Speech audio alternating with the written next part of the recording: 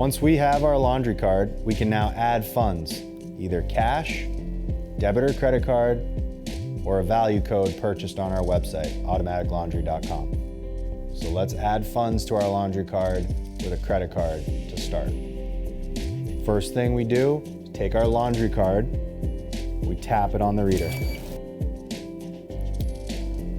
We'll be given 3 prompts. We can add funds via credit card, cash, or value code. In this case, we're going to do credit card.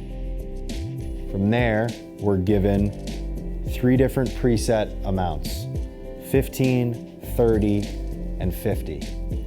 We can also hit other and customize our amount. We hit 15, then we'll confirm, then we'll insert our credit card.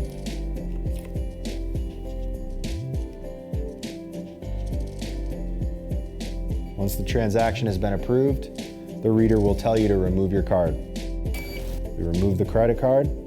To complete the transaction, we must tap our laundry card on the reader.